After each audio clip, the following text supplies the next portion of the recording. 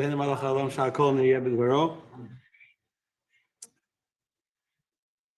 Sammy here or no? No. I sent Mark to the printer because I made a source sheet. I made notes and everything, and my printer has no toner, and Khan's printer is offline, so we gave him a job to do. Give me a second. So,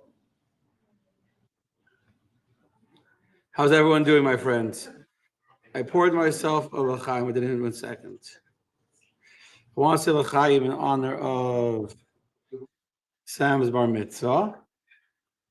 And because when you want to speak words from the heart, it helps to say l'chaim to allow you to speak words from the heart without feeling self-conscious. So l'chaim. Baruch, I made a blessing already.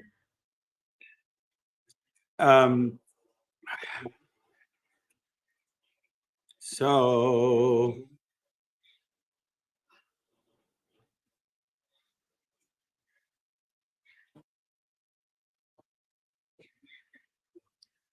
I need 1 second to see why.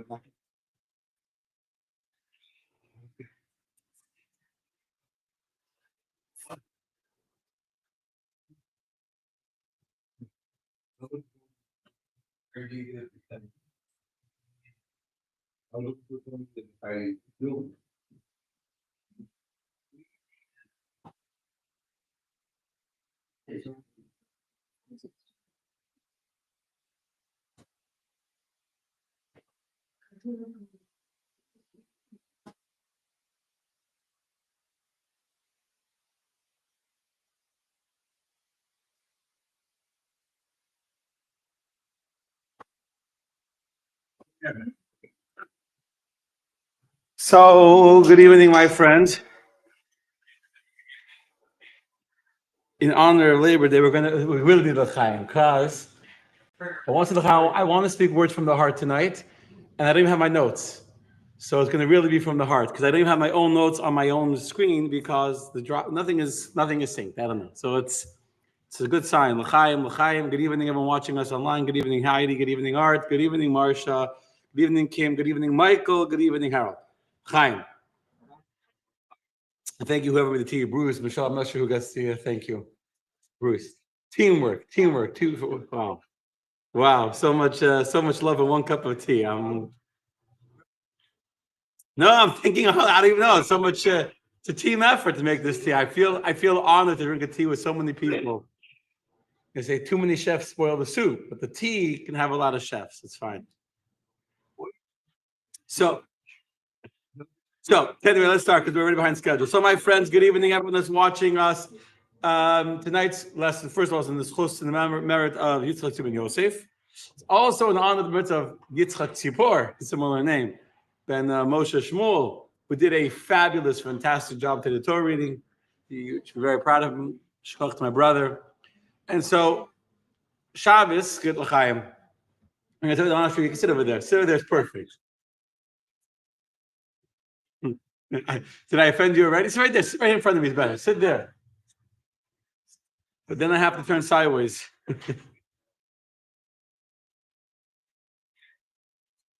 Front row seats. Okay, let's just turn this a little bit.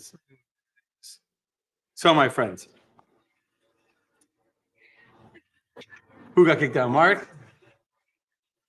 It's whatever. It's going to be fine. We're going to speak. It's going to be a fabring, and that's it. You think the printer's not working because the printer's not working? The printer's not working because God doesn't want to use my source sheets. And whatever I thought I was going to say, maybe it's not what we need to say. Seriously. I'm actually feeling maybe L'chaim just helped. I was feeling stressed out a minute ago, but now I'm feeling very confident. Not confident. I don't know confident yet. Feeling very comfortable that we have to say what we have to say. So, Shabbos, I was learning, and Shabbos, you can get everything. Shabbos, I learned.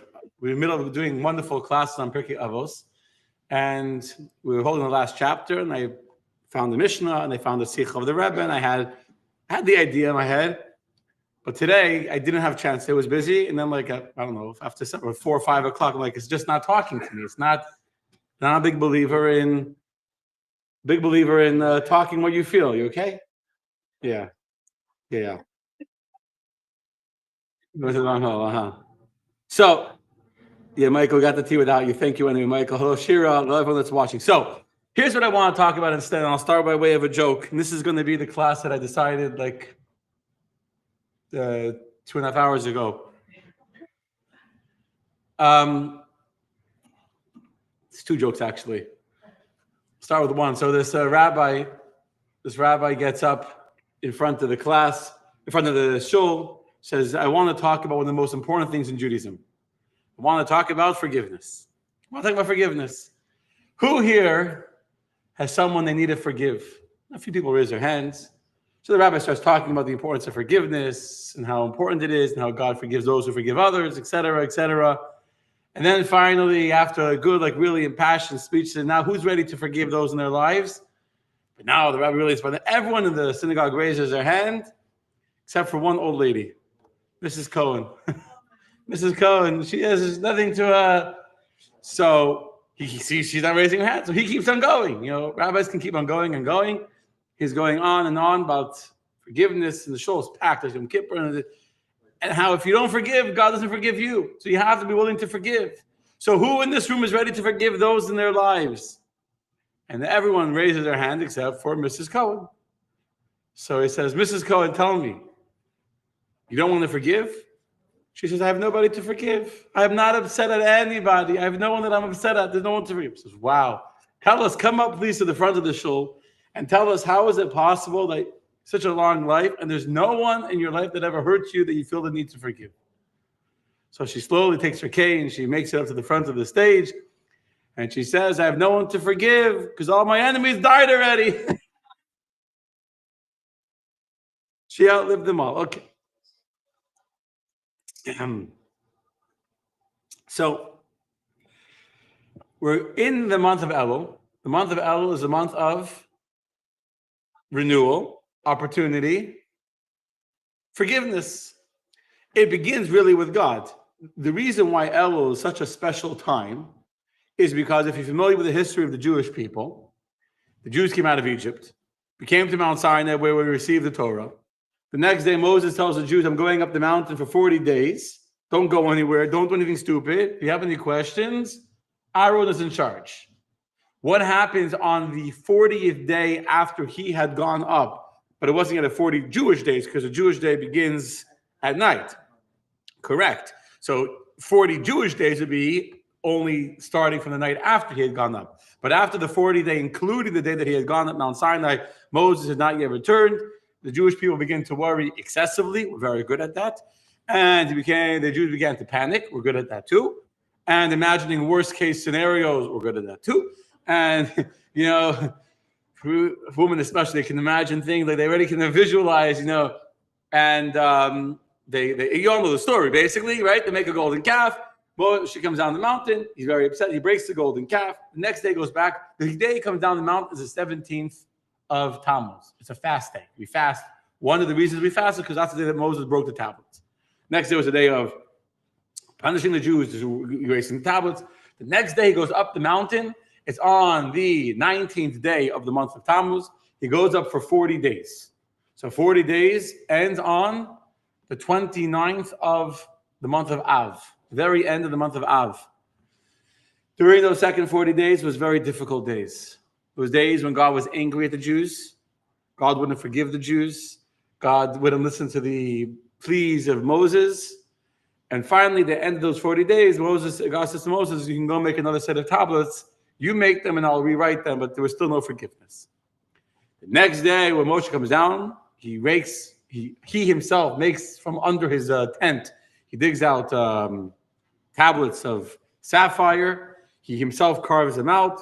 He goes up the mountain on the first day of Elul. The next day is Rosh Chodesh Elul, the first day of the month of Elul.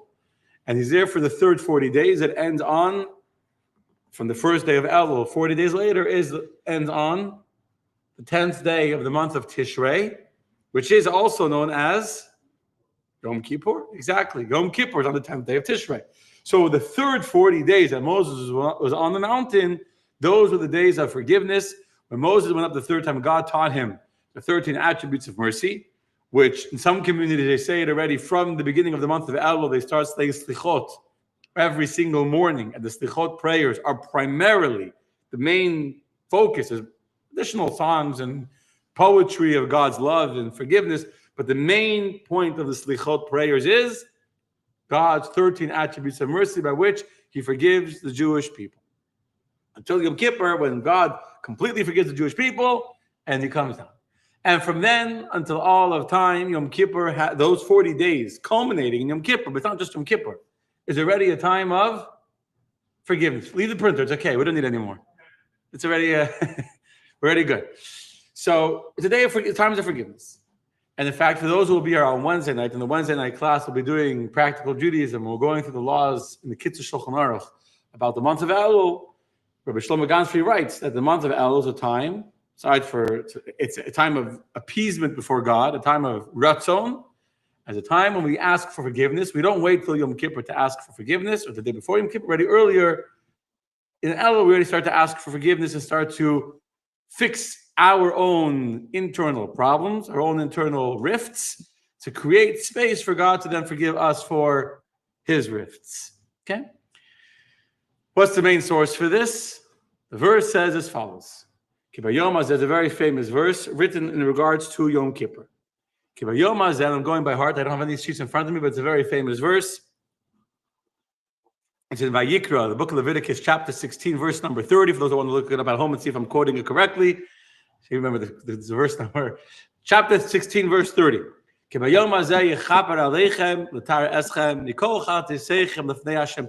in English means, and on this day,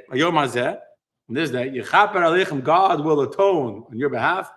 The day, the day will atone on your behalf. Before God, you will be purified.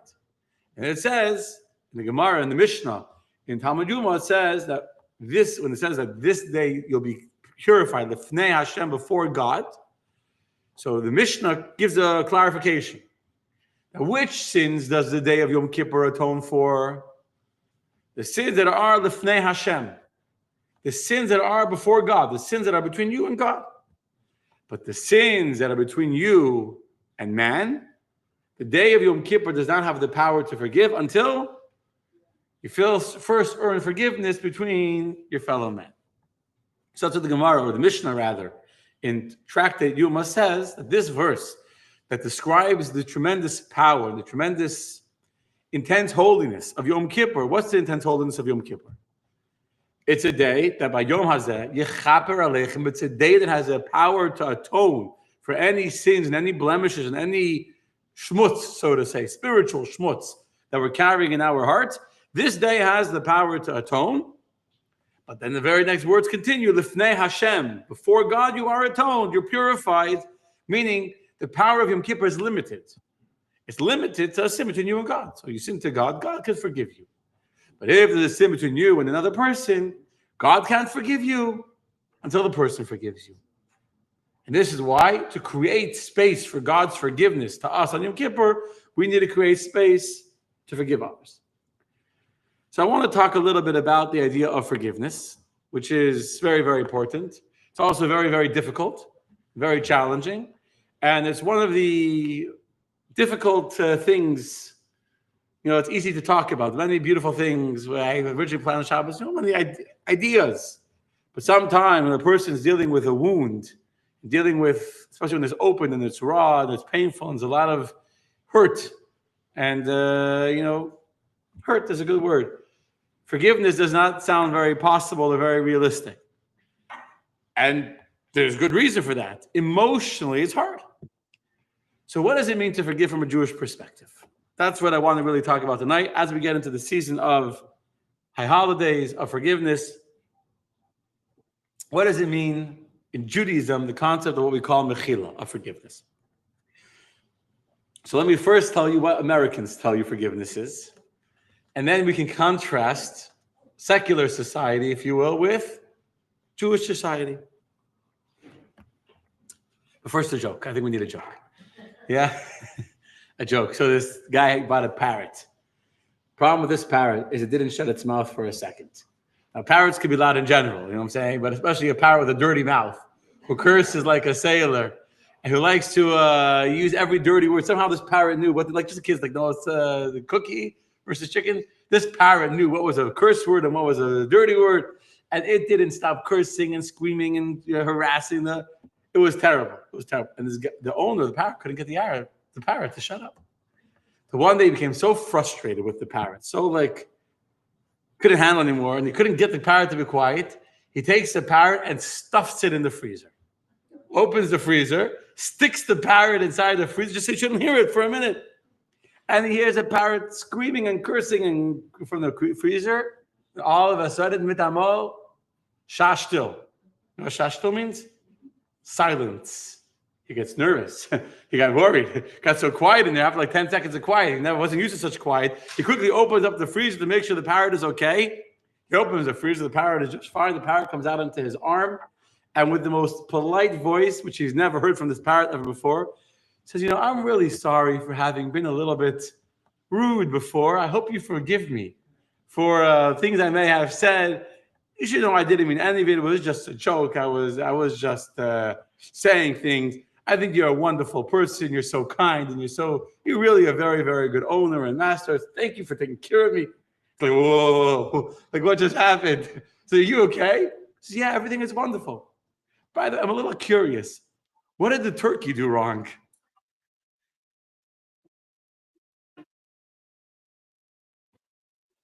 Yeah, okay. So in America, if I would be a self-help therapist, or we're giving you secular cliches from from ChatGPT or from Barnes and Noble self-help section. So what's the idea of forgiveness? I was reading a fascinating thing from a guy called Fred something. I forgot now already.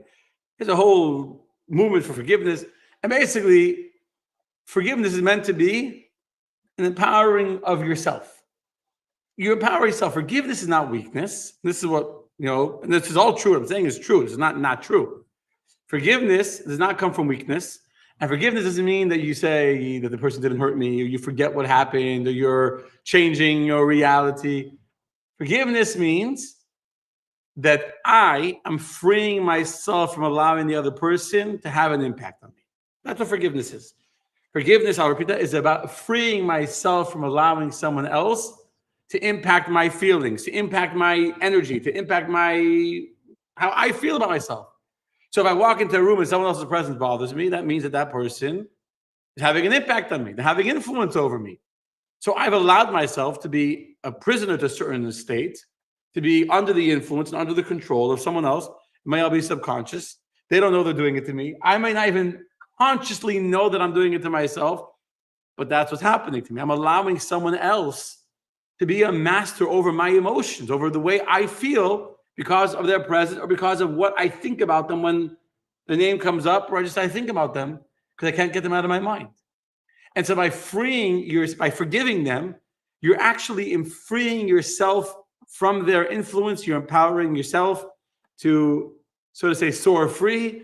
And therefore, forgiveness in the world of psychology is actually a very empowering emotion, where you prove that you are not influenced by what that person did to you. You're above it. You're beyond it. You're not impacted by it. It's not impacting you in any way. And all that is true. It's true. However, in Judaism, the idea of mechila, the idea of forgiveness, is more than just I'm empowering myself to not be influenced by the other person's things that they said about me, or the thing that they did to me, or the thing they didn't do to me. They should have invited me. They didn't invite me. They should have done this. They should, the shoulda, coulda, wouldas that people carry as a burden for a very long time. In Judaism, the idea of mechila, it's not just that I'm empowering myself to be free. It comes from a whole different mindset of recognizing that the person's actually a part of me. I'll tell you what it says in the I should have said the Mishnah first. The Mishnah is talking about not getting revenge. Not getting revenge. It's a prohibition of the Torah not to get revenge. So the Mishnah says about not getting revenge. So the Gemara in Megillah, page 30, page A, asks the question, how is that possible? If someone hurts you, you should want to get revenge. It should be a normal human emotion to want to get back at them. What's wrong? How is a person able to not want to get back at a person that hurt them? Says the Talmud, imagine a person cuts their hand, you're cutting onions. You ever cut onions before? You ever cut yourself cutting onions? I don't think I've ever cut myself cutting onions because I don't know if I've ever cut onions. No, I'm not. But theoretically, I'm sure if I hung out in the kitchen more often, I would know the experience. So, you cut yourself. Would you ever cut your other hand that cut your first hand? Why not? Why would you not cut? Your right hand was holding a knife. Your left hand was holding an onion. Your right hand cut your left hand. Why shouldn't the left hand cut the right hand? That would be fair. That would be normal reaction. You punch me, I'll punch you. You cut me, I'm going to cut you.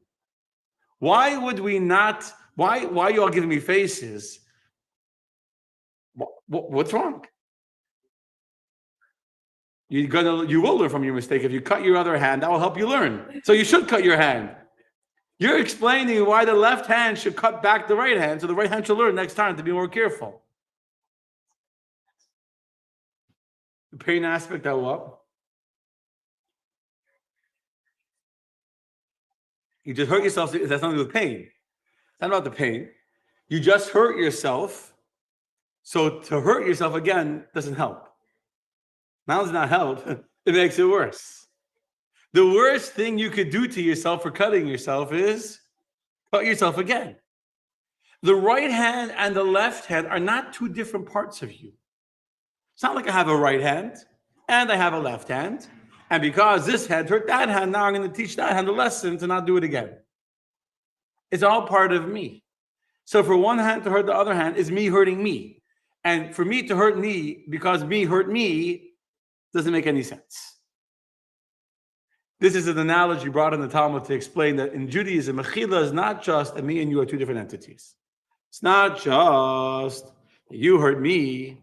So now I have a moral right, or I'm justified in feeling the need to hurt you. That would only make sense that me and you are two different people.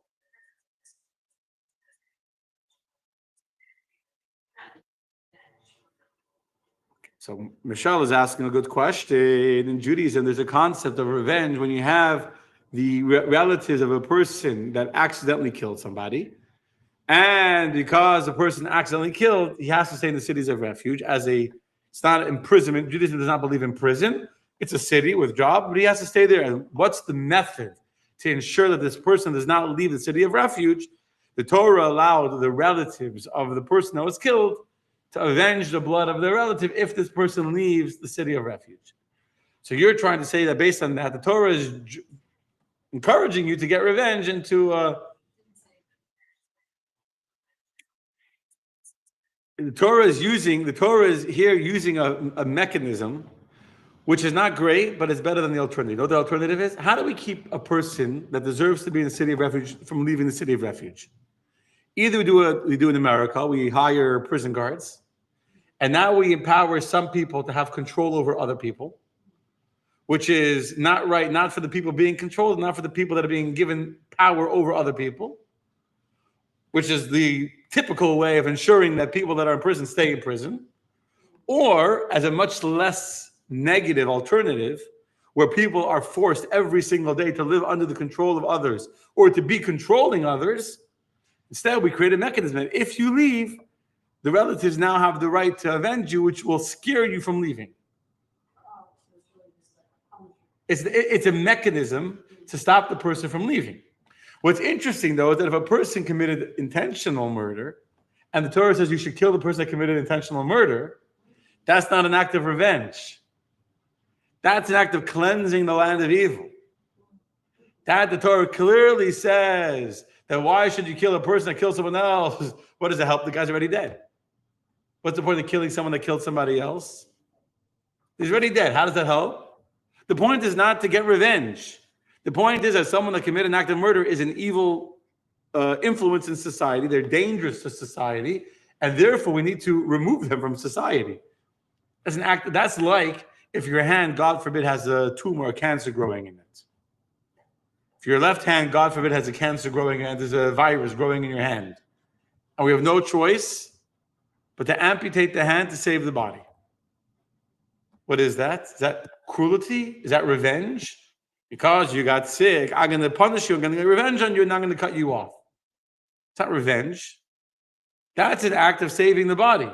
So it's actually an act of saving a life. It's an act of kindness and of compassion and of mercy, even though if you walked into the hospital as they're amputating the hand, you say, Himmelgeschrei, heaven, what's going on? There's evil, sadistic doctors chopping off people's body parts. But if you have any brains, understand they're actually saving a life at the moment. Going back to what we're saying over here, the Talmud's message is that one hand and the other hand are not two different hands. They're all one body. And all of us contain one soul. And we're all connected at the hip, so to say. We're all part of one God. And therefore, for one hand to take revenge on another hand is ridiculous, because it's like me hurting me because me hurt me. Doesn't make any sense. What's mechila? To change my consciousness. The word mechila also comes from the word to clean, to cleanse. To change my consciousness, that instead of feeling angry and hurt at that person, instead I recognize my need to let it go. Doesn't mean that I love them. Mechila doesn't mean that it's like nothing ever happened. It doesn't mean that we say like, I forget. Forgiveness and forgetting is not the same thing. Any woman will tell you that, right? That's a famous joke about wives. That the guy asks his wife, "You ready for?" Every time he did something, she would remind him of the last stupid thing he did. So, you ready? I already asked you for forgiveness, and you already forgave me. Why do you keep on reminding me what I did? So she told him, "I did forgive you. I just don't want you to forget what I forgave." Right? So forgiveness and forgetting is not the same thing. Mechil doesn't mean that I forget what happened, which is almost the American idea of forgiveness. What's an American idea of forgiveness? I don't want your bad thing that you did to me to still influence me a year later, so I'm going to forget about it. I'm going to let it not bother me anymore. And now I'm free from what you did to me. So what's the forgiveness in American culture? Forgetting. Making myself forget what you did. Mechila doesn't mean that I forget what you did. Mechila, Jewish forgiveness, means I change myself to not be upset about it.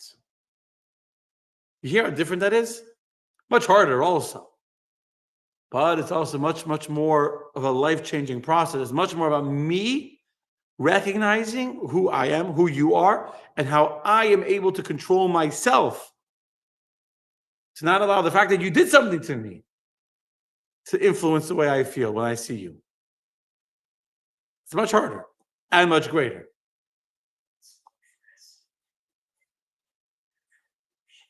Retribution, meaning like punishment? Punishment, you mean? The question Agil is asking, whoever says so good, I still have another very, very powerful point to make. But the question is, what's the difference between retribution, meaning punishment, and revenge? So when a parent has a child who, give me an example, came late to school, came late to teacher, right? So whatever, didn't do his homework. So when you punish a child for not getting up on time, whatever, you say your bedtime is last night. I had a whole meeting with my kids. They're starting school tomorrow. What time is bedtime? What time is wake up? It's a whole, it was a negotiation for an hour and a half in my house last night. So yeah, and consequences and whatever. Morning is tough in the. So you make a punishment. Is that revenge? Is the parent getting revenge because you were late to school? I'm getting revenge on you? No, because it's punishment. Whereas if the kid, let's say one sibling is upset that the other sibling took their cards or whatever, it's revenge. So what's the difference in revenge and punishment? It's an emotional motivation for the action you're doing. Both on an external level. And this is actually, thank you for asking that question, because you just gave me language to help articulate better this difference I was just saying a minute ago. On an thank you very much. It's actually very good. On an external, superficial level, revenge and retribution can look the same. On an external level, it looks like I'm getting back at you or I'm punishing you. I'm reacting to what you did. And yet the difference between a parent or a teacher punishing and a friend getting revenge is all about the internal motivation that's driving your behavior. And the same thing is in the opposite, in the American mindset of forgiveness. I'm acting like you didn't do anything. Why? Because internally, I want to free myself, as opposed to saying that I've changed my internal not motivation, my internal equilibrium. My internal equilibrium is no longer being influenced by you as a weight on the scale. Not because I forgot, but I've worked on changing who I am, that unlike a kid that's getting revenge on another kid because I'm angry, I feel bad for you that you don't know how to be responsible, be on time. So I feel the need to punish you out of care for you, out of love for you. A good parent that punishes, the internal motivation is one of love, one of trying to teach the child to be better. It's like the opposite of the internal motivation someone that's punishing. And that's what Judaism is telling us we need to learn to do. To find it within ourselves, to internally not allow someone else to influence me in a negative way. How? Period. Now comes the question, how? How is it possible for me to say what you did to me doesn't bother me anymore? I know you did it. I didn't forget. I'm not playing stupid. I'm not pretending like it didn't happen. I know it happened, but I'm not letting it bother me anymore. How is that possible? What's the psychology to that? What's the theological explanation to tell ourselves and our own brains that the fact that you hurt me doesn't really hurt me? So there's a very, very important basic idea in Judaism. Question's a good question. It's a real question, right? Anyone that's ever been hurt and then has a hard time forgiving has to ask that question. How can you hurt me? Now, how do I not let it hurt me anymore? There's a basic idea in Judaism that everything that happens in this world comes from God. This is one of the most basic ideas in Judaism. There's like, it doesn't get more basic than this. Whatever happens came from God. We all accept that as true. We'll all say that as true until you hurt me. The moment you hurt me, I don't say it came from God. I say you hurt me. Now, it's true that you bear responsibility for hurting me. It's true that if you throw a rock at me and I get hit and I get bloody, if you crash your car into me and now I'm in the hospital, God, not me, whatever, it's true that legally you are responsible for what you did. But the fact that you're responsible for what you did doesn't mean that you were the reason why it happened to me. The reason why it happened to me is because God wanted this to happen to me. Now, God has a million ways that he can make it happen, an infinite number of ways. I take that back. God has an infinite number of ways that God can make whatever damage God wanted me to experience, that God can make me experience. The fact that you were part of that experience, that's between you and God. And God has his own reason why he made this other person part of it. And they're responsible for their behavior. And they may be punished by God for what they did. But the fact that you suffered a loss, or that you were wounded, or that you were hurt, that was God hurting you. That was God making you go through whatever God wanted you to go through. Now, I'll give you a very famous and beautiful example of this. When Abraham had the famous covenant of the parts with God, we all know the story. Abraham was worried he wouldn't have children. He went to sleep. He made a covenant. He cut the animals in half. He fell into a deep slumber, and God appeared to him. At that moment, God made with him a covenant. What was the covenant? What was the covenant God made with Abraham? Called the Bris Ben Habsarim. No, before the circumcision, long before the circumcision. He cut all the animals in half. So when he walked through them, and then a fire representing God walked through them, and then a deep, deep slumber came upon him, and he saw fire, and it was very, very dark, he became afraid, and God told Abraham that your children will be slaves in the foreign land for 400 years. And then after 400 years, I'll take them out of that land of slavery with tremendous wealth, with tremendous riches. And then I'll bring them back to this land, and this is the promised land, the first time that God promised the land of Israel to the Jewish people. The first time and many times. But the first time that God, I think it's the first time. It's the first time that God promised the land of Israel to the Jewish people was at this moment when God said, your children will be slaves. They'll be afflicted. They'll suffer in another land for 400 years. And then they'll leave with great wealth and they'll come back and this is the land I will give them. What happens when the Jews leave this land where they were enslaved?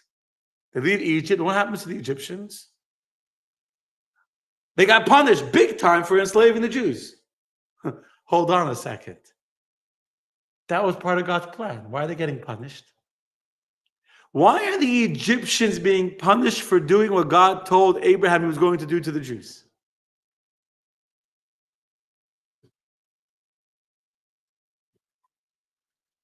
That's true that when he said, let my people go, Pharaoh said, no, but first of all, the 400 years weren't over yet. It had only been 210 years. The 400 years was all, God started counting 400 years from when Yitzchak was born. Long before the Jews went into Egypt. Secondly, God told the Egyptians, didn't tell the Egyptians, God told Abraham, your children, your descendants will be slaves in the foreign land. So the masters of that slavery were only acting out what God had decided would happen to the Jewish people. Why are they being held liable for something that God has clearly, black and white in the Bible said was going to happen? Correct. The Egyptians had the free will to do it or not. In the text in the Bible, in the covenant that God made with Abraham, he didn't say, the Egyptians will enslave your people.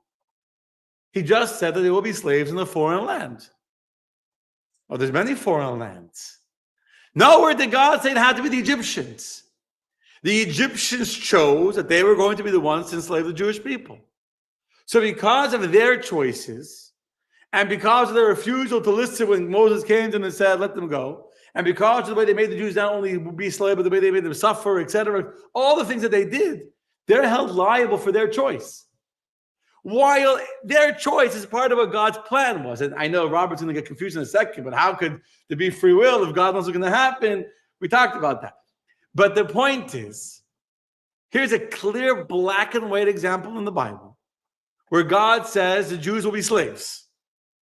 And yet, because the Egyptians chose to enslave the Jews, the Egyptians were held liable for their choice. They were held liable for their choice. Yet the Jews, if a Jew would say the Egyptians caused me to be slaves, you know what that Jew will be doing? He'll be denying the master plan of God. The Egyptians didn't cause us to be slaves. God's plan, God's covenant with Abraham made us be slaves. That was all part of God's plan. We were destined to be slaves whether we liked it or not. Yaakov knew that before he went to Egypt. He saw it. He was afraid. And God said to him, don't be afraid. I'll be with you. I'll bring you out. It's not permanent. The slavery we suffered in Egypt was God's plan for the Jewish people. And it's not for tonight why that was God's plan. There's explanations for it, but that's not relevant for tonight. All you need to know is that it was God's plan. Doesn't mean the Egyptians were not liable for what they did. The Egyptians were liable for what they did. And yet the Jews experienced what they experienced not because of the Egyptians. They experienced it because God wanted them to experience it. So whenever something bad happens to us in our lives, comes the ultimate moment of truth. The ultimate test of our faith. The ultimate test of our faith is not when things are going good for us. The ultimate test of faith is when things go wrong. We ask God in the Amidah every morning, we say, Al Taviyyin, saying, don't bring me to a test. And God willing, we should never have a test. But when we have a test, that test is usually when things get dark, and when things get confusing, and when things go the way we want them to go. And that moment is the moment where we find out, do we believe in God? Or do we believe that a person has the power to have an impact on us? If we believe in human beings, then we blame the human being for whatever happened. It's his fault that this didn't happen. It's her fault that this happened. She should have done this. She didn't do this. And because she didn't do this, and because he didn't do that, that's why this happened to me. At that moment, you've taken away power from God and given it to a human being. As opposed to when the person truly believes in God, so if something bad happens, let's say it's from God. My mother, so many times I've heard her say something bad happened. This is like always her expression. It should be a kapara. It should be a kapara. A kapara in Hebrew means an atonement. Kapara, betach. She didn't make it up. It's a very Jewish statement. She didn't make it up. I just heard her say it many, many times. Can know that she believes this. It's something she lives by. Something bad happened. I now have to spend money on, I don't know. I was 13, 14 years old. Before Pesach, I had braces. And I had to cash my dentures. Not dentures. I don't have dentures. Not dentures. Retainers, thank you, retainers. I had to cash my retainers. So what happened? It wasn't even retainers, it was spaces. I had these like metal, it wasn't retainers. I had an expander, like you have like two little hooks on the edges of my two molars, and you put in this like at night, like this like metal thing into the thing, and it'll like expand. So I had like metal, whatever.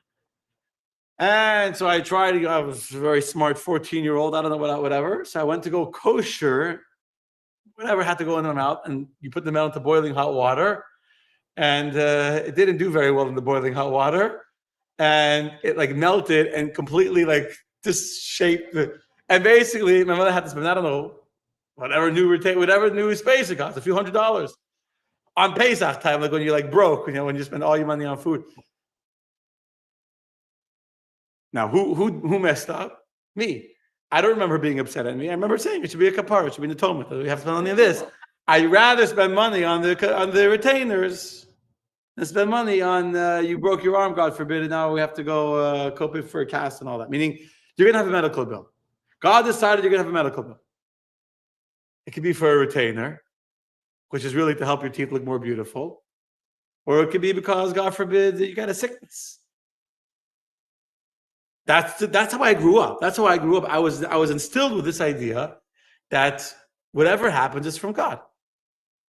Not that I'm not gonna say I don't ever have moments where I don't feel frustrated at somebody or something, but yeah, the parking lot. None of these frustrate me. I'm not saying I don't get frustrated, but whenever I stop to think, this is what it means to not. This is the secret to not being frustrated. This is the secret to not allowing someone else to have an influence over my life.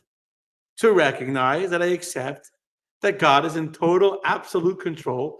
And because God is in absolute control, whatever happens is from God. I remember there was I don't remember his name off the top of my head. I'm just coming as I'm speaking. There was a religious man who was traveling for Shabbos. He wasn't home for Shabbos. And his wife, I think 4 or 5 of his kids were home. And upstairs in their house, was in New Jersey, and like the hot plate caught on fire. And basically his entire family was killed. He was in Israel, I think, if I'm not mistaken. He was traveling, he was a rabbi. Basically, he lost his wife and 5 kids in one Shabbos. They were all killed in the fire. It's like remember the story? Like 2 years ago. I remember seeing videos of him at the funeral. I still remember. These are the things that stay with you. Stay by the funeral. I'll find it, I can share it. But by the funeral, saying, I accept, just like you thank God for giving your children, you thank God for taking them, and I accept that everything that happens is from Hashem. There was no anger, I'm not going to sue, not going to this, not going to... I accept that God is in charge. That is the psychological, the theological foundation of a Jew's belief in God. That whatever happens to me is because God wanted this to happen to me. Why? Maybe it was a form of cleansing. Maybe it was a punishment. Maybe it was a test. Maybe it was a challenge to help me become a better person so I'll become even better. There's many reasons. It's not my place to tell you why something happened. Every single person, every single experience, every single challenge has its own reasons why it happens. But we don't need to know why it happens. We just need to accept that it happened from someone that loves us. From someone that only wants the best for us, from someone that's only trying to do good for us. And a healthy parent-child relationship, when the parent punishes the child doesn't think that the parent hates them because they punish them. in a healthy relationship, the parent doesn't punish out of anger, and the child doesn't feel neglected or hated or abandoned just because the parent told the child you're going to time out. Doesn't mean you're neglected. I love you. I care about you. And that's why I'm making you go through this experience now, being in the garage for 2 minutes until you calm down or until you say you're sorry, etc. And so God is Teva HaTov L'Heitiv. God is the ultimate of good. And the ultimate of good is to do goodness. And so even when we sometimes experience things that seemingly are bad, when things are good, and we turn to God and say, of course it's from God. Thank you, God, of course. Yeah, Baruch Hashem. It's not a kunz. Kunz means not a trick to thank God when things are good. It's not a trick to believe in God when things are working out well. It's a trick. It's not a trick. It's a novelty. It's where you see real human strength, where you see a real believer from, I say I believe, is when things don't go your way. And when things are not working for you, and when things are backfiring, and things are costing you, and they're hurting you, and they're draining you. And to be able to work on yourself, to allow yourself to not be dragged down by it. That is mechila, that is forgiveness. And that's why, by the way, side point, but it's very important to thank myself, now you can forgive yourself. Forgiving yourself is also a very important thing. And if you believe everything comes from God, so when you're in a self-induced challenge, it's also from God. Everything we experience is from God. I remember years ago, driving to school, it was pouring rain. I remember this was right after someone passed away. I think I know who it is, but I don't know for sure. I don't want to say on record, but I think I remember when it was. And there was someone that just passed away. I think almost 100 it was when Rashi Minkowitz passed away. Rashi Minkowitz is my second cousin. She was a 39-year-old Chabad Rebbetzin. I think she had 8 or 9 kids. She just wasn't feeling well. She went to lie down and she didn't wake up. She actually had a Torah and tea. That's when we started Torah and tea, whatever. She wasn't feeling well. She went to lie down, took a nap. She wasn't feeling good, and that's it. Came to the room a little later, and she was gone. Well, her mother also, yeah, she was my second cousin, but that's not the point. The point is she was a Chabad Rebbetzin. So I remember driving to school. This is before we had morning minions. I used to drive my kids to school in the morning. Now I have minions, so I'm exempt. But so then I used to drive my kids to school. Yeah. And it was pouring rain, like a real Florida rain, where it's like pouring. You can't see like 3 inches out of your windshield. And on Atlantic Boulevard, I used to live on Atlantic. There's a school guard. Never schools on Atlantic. What school is there? There's a school guard there, crossing guard. Yellow raincoat, in the pouring rain, singing like Nebuch. Just imagine having this job, standing in the rain. Wouldn't it be good to take the days off? It's raining. I'm not going to be here. And I thought, but that's when do you most need a crossing guard? Day when it's sunny, and the kids are walking to school, and they're not running, and they're not whatever, and everyone can see, and visibility is good. You really need a crossing guard? You know when you need a crossing guard the most?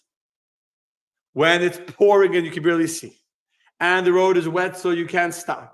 And the kids are running because they want to get into the building quickly. So they're not stopping by the light. They're looking both ways before they cross. That's when you most need a crossing guard. I was thinking, and I remember this was my high holiday sermon. This is years ago. It just popped in my head. Faith is like the crossing guard to help you get through a rainy intersection. You're at an intersection. We come to intersections in our lives. We come to intersections. On a sunny day, you don't need a crossing guard to figure out the right choice and to have the inner equilibrium to choose smartly. It's fairly easy. But when it's raining and it's dark and there's no sun shining and the clouds are out and the rain is pouring and you can barely see anything ahead of you, you don't know where you're going, that's when you need faith. A Jew that has faith is able to forgive. Because if almost Nebuch, I almost feel bad that you or Nebuch had to be involved in the story, that you had to have your own guilt and your own liability for whatever God chose you to be the vehicle of something negative. That's that person's problem. Why God chose them to be the vehicle, the conduit for something negative to happen to me. But what happened to me because God decided it's going to happen to me. And if it wouldn't have been this person in this way, it would have been a different person in a different way. It may have been that person. It may have been another, the person is only a vehicle of God. So this is a fundamental idea in Judaism. To believe in God, not only when things are good, but even when things are bad. You know what the Gemara says? The source in the Talmud about making a blessing when something bad happens. What do we say when something bad happens? When someone dies, what do we say? Yeah, that's what we say, but that's not the Talmudic. We say, Baruch Hashem, Dayan ha'emes, the true judge. So here's the words of the Talmud. The Talmud in Gemara Bracha says, Kishem shemevarchen al hatoiv, just like you bless God for the good things that happen, kach mevarchen al hara, so too you bless on the negative. The word, a very important word, doesn't say you make a blessing on apples, this apple blessing. You make a blessing on bread, this blessing. You make a blessing on the good thing, is this blessing. A blessing on bad, that blessing. Kishem. Kishem is just like when something good happens, you make a blessing. Dayan ha'emes. Hatayiv ha'meiti. That God is a true. That God is good and does good. You get something good. You say hatov ha'meitiv. That's the blessing you make. So too, just like that, is how you need to be able to find in your heart to thank God for the bad that happens. How do you thank God when something bad happens? It's harder. It's harder, but that's the real thing. That's the real test of faith. That's the real test of faith. And we're coming to the month of Rosh Hashanah and Yom Kippur. And we're going to stand before God. We're going to ask God to forgive us. And we're trying to make space for God to forgive us. And we're trying to say to God, me and you are all one. Next week's class, we'll talk about Avinu Malkeinu, our Father, our King. What's one of the main ideas of Rosh Hashanah? God is our Father, and the Father and the child are always connected no matter what happens. You're my Father no matter what. Forgive me no matter what. I'll talk about that maybe next week. Okay, beautiful. How do you create the space for that? When you can show God that in your own heart you recognize that one hand and the other hand are not two different hands of two different bodies. The right hand and the left hand are the two parts of one organism, of one person. And when we forgive someone else, that's how God forgives us. There's a Gemara that I wanted to say, now I'm trying to remember what I had in my notes. So the Gemara says, but they asked Rabbi Nechunya, I'll end with this. They asked Rabbi Nechunya ben Kana, what was the secret of his long life? He lived a long life. So what was the secret of his long life? So he said three things. One of the three things, he was open, he was very generous. But the second thing he said was, I never went to sleep at night without forgiving anyone that hurt me. This is unilateral. I'm not even talking about where they asked for forgiveness and you forgave them and all that. This is unilateral forgiveness. I forgave them before I went to sleep. I didn't go to sleep with anger in my heart. And he quotes, and each one of the three things brings a source. Brings a source for, I think, I prayed that he never went to sleep before when you say the Kriya Shema at night. You give forgiveness to anyone that hurts you. So he never went to bed. He never got into his bed still being upset at somebody. And that was why, on a simple level, that's why God blessed him to have a long life. On a deeper level, or maybe on a more simple level, perhaps, you can take it either way. Because he never went to bed with a heavy heart, he lived a long life. Physically, he had no resentment in his life, so he was able to live a good life. That's on a simple level. On the deeper level, he recognized everything is from God. And therefore, God took care of him, and God protected him, and God watched over him. That, my friends, is the message of the month of Rosh Hashanah. We're coming to a time, the Bar Mitzvah boy. We're coming to a time we're asking God to forgive us. And what's the secret to us forgiving God? For God forgiving us? When we're willing to go out of our way to forgive somebody else. Want to hear a quick story? Yes. There was a great rabbi, his name was Rashash. He was a rabbi living in Poland. I don't know exactly what, I don't know, 200 years ago, whatever it was, 100 years ago. And he had, he had a free loan society. Someone needed a loan. He had a fund, whatever. Someone needed a loan, he would give out loans, interest-free, to help somebody out. So there's once a baker in the town. And the baker once borrowed, 1,000 ruble. Okay, he borrowed the money. He came to the rabbi's house late one night to return the money. And the rabbi was deeply engrossed in learning. And he comes to the rabbi, and the rabbi is totally not paying attention. He gives the rabbi the money. And the rabbi, not even paying attention, takes the money from him, puts it in the page of the Gemara. He was studying and kept on studying. Totally forgot about it. I can totally let the story. People come to me like, when they're about to start davening, like, I'm about to start a class. I don't want to talk to me or whatever. Like, my brain's not there. My brain's, I'm focused on what I'm thinking about now. My brain's in a certain place. So the rabbi was totally not thinking. He was in another world. He put the money he kept on learning, turned the page, he put the book away, totally forgot about the money in the pages of the book. Anyway, some time goes by, and he's looking through his notebook, whatever, all the loans outstanding, and he sees this baker owes the money. So he calls him, whatever, you owe 1,000. So what do you mean? I paid you back 2 weeks ago. So what are you talking about? We didn't pay you back. He says, I did. I paid you back. He has no memory of getting paid back. He says, I never got the money. I have no receipt. I have no payment. When I normally pay the person pays back, I put it into the book. There's nothing written in the book. You didn't pay back. He said, she said, right? Who's right? So they go to the basin. Of course, the rabbi against the baker. It's not just the rabbi versus the baker. The baker had no proof that he paid back. There was no witnesses. There was no note. There was no invoice. There was no receipt. There was no nothing. So you agree you borrowed the money. You have no proof you paid it back. By Jewish law, you still owe the money. The baker was devastated. But he was financially hurt now. He had to find another 1,000 rubles, a big amount of money.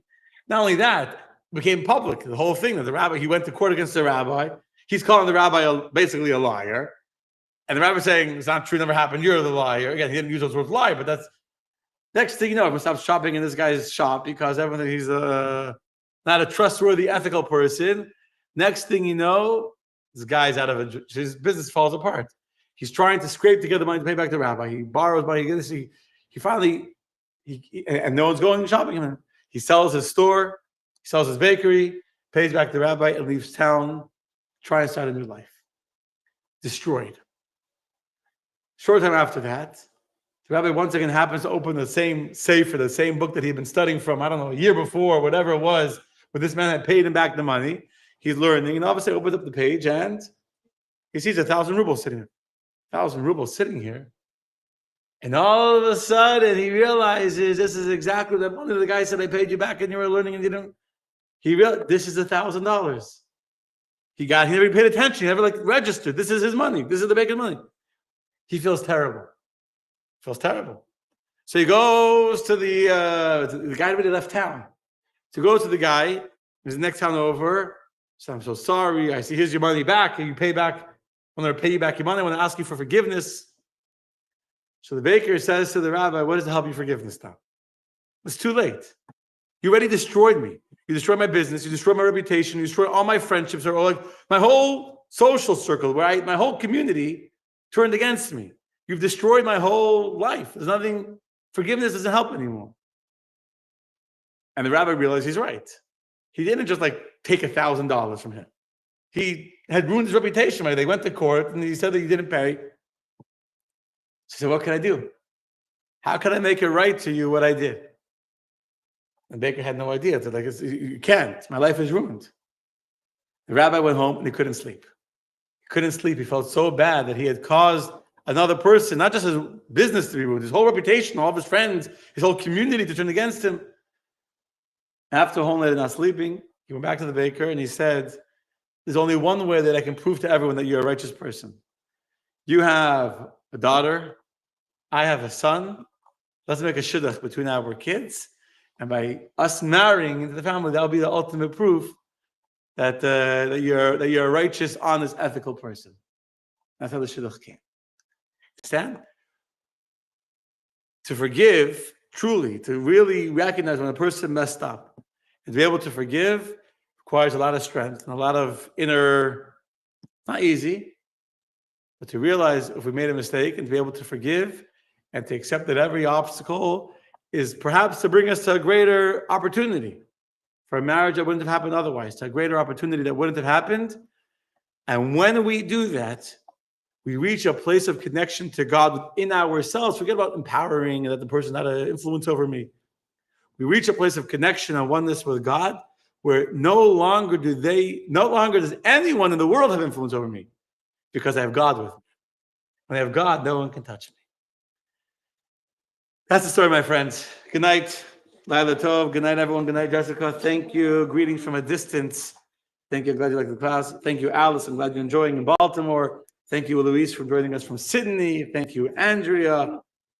Thank you, Joe Kavanaugh. By the way, special welcome to Joe and Gail. Normally, Joe and Gail are watching us online. Today, they're here in person. So hello, Gail. Hello, Joe. Hello, Michael. You're normally here. So you can say hello to you online. Hello, Shira. Thank you for joining us. Hello, Harold. Thank you. Good night, Stephanie. Laila Tov. Good night, Inez. Good night, Carmen. Good night. My soul needed this tonight. Like you have no idea. I got told today my soul wasn't Jewish. Okay, I'm glad that these words resonated. I knew I decided to go this route, but we'll talk to someone. Okay. So we're saying, God willing, next week. I think next 2 weeks will be a 2-part series on Avinu Malkeinu. I think that's what we're going to do next 2 weeks. Avinu Malkeinu, our Father, our King. Art, feel better. Refuah Shlema, Ukrova. Good night, Artiel Toda Rabbah. Good night, Jessica. Thank you. I'm glad you enjoyed. Good night, Lori. Good night, all of you. God bless you all for good things. B'ezrat Hashem. Why don't you say hello?